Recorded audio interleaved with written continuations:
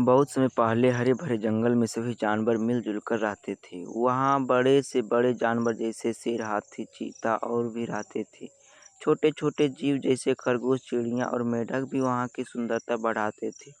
जंगल का राजा शेर था, लेकिन शेर राजा होते हुए भी हमेशा न्याय था। सभी जानवर को शेर पर पूरा विश्वास था कि यदि कोई भी समस्या है तो राजा हल कर देगा। एक दिन की हुआ कि जंगल के छोटे से खरगोश और चीता के बीच विवाद हो गया। वह यह कि खरगोश अपने घर के पास सब्जियां उगा रहा था और वह काफ़ी मेहनत से काम कर रहा था। अचानक उधर से चीता वहां से दौड़ आया और खरगोश के खेत को पार करते हुए उसकी सब्जियों को कुचल दिया। खरगोश को बहुत गुस्सा आया। उसने चीते से कहा, तुमने मेरी मेहनत को बर्बाद कर दिया, अब मैं क्या खाऊंगा। चीते ने बिना कोई परवाह किए कहा, मैं इतनी तेज दौड़ता हूँ कि मुझे तुम्हारे छोटे से खेत का ध्यान ही नहीं रखा। यह तो मेरी गलती भी नहीं है, मैं बस यहाँ से गुजर ही रहा था। खरगोश ने चीते को समझाने की कोशिश की, लेकिन चीता अभिमानी था और उसने अपनी गलती मानने में इनकार कर दिया। दोनों के बीच विवाद बढ़ता गया और अंत में तय हुआ कि वे राजा के पास जाएगा, वही न्याय करेंगे। अगले दिन सभी जानवर राजा शेर के दरबार में इकट्ठे हुए। खरगोश और चीता दोनों अपनी अपनी शिकायत लेकर शेर के सामने प्रस्तुत हुआ। सबसे पहले खरगोश ने अपनी बात रखी, महाराज, मैंने छोटे से खेत में सब्जियां उगा रही थी, जिनके सहारे मैं और मेरा परिवार अपना पेट भरते थे। लेकिन चीता ने उस सब्जियों को कुचल दिया और हमारे पास खाने के लिए कुछ भी नहीं बचा है। अब मैं क्या करूं? फिर चीता ने अपनी बात रखी, महाराज, मैंने जानबूझकर कुछ नहीं किया, मैं तो तेज दौड़ता हूँ और रास्ते में जो भी आता है वह मेरे उसकी अपनी गलती है कि वह रास्ते में क्यों खड़ा था। मैं जंगल का सबसे तेज धावक हूँ, मेरी गति को रोकना बहुत मुश्किल है। शेर ने दोनों की बात ध्यान से सुनी और कुछ देर सोच में डूब गया। फिर उसने पूरे दरबार से पूछा, क्या इस मामले में किसी और का कोई सुझाव है? तभी जंगल की सबसे बुजुर्ग जानवर हाथीनी आगे आई।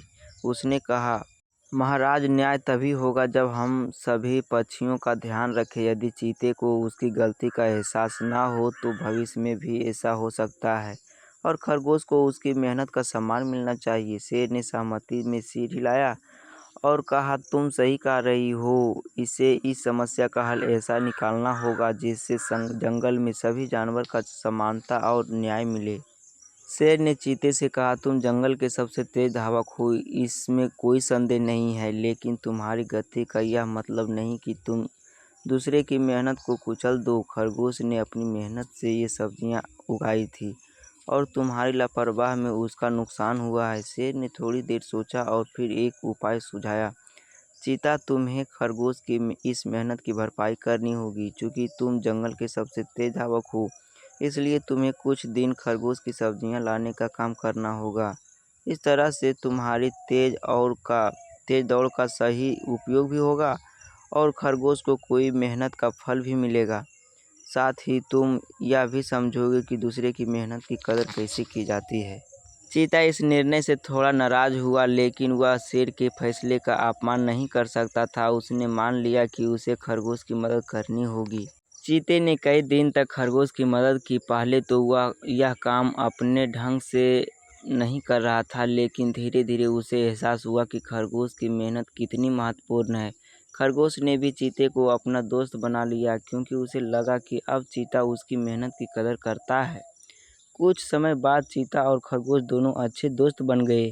चीता जब भी तेज दौड़ता हुआ ध्यान रखता कि उसकी वजह से किसी और को मेहनत के नुकसान ना हो। खरगोश ने भी चीते से सीख ली कि कभी कभी अपनी स्थिति को समझना और दूसरे की भावनाओं को सम्मान करना कितना जरूरी होता है।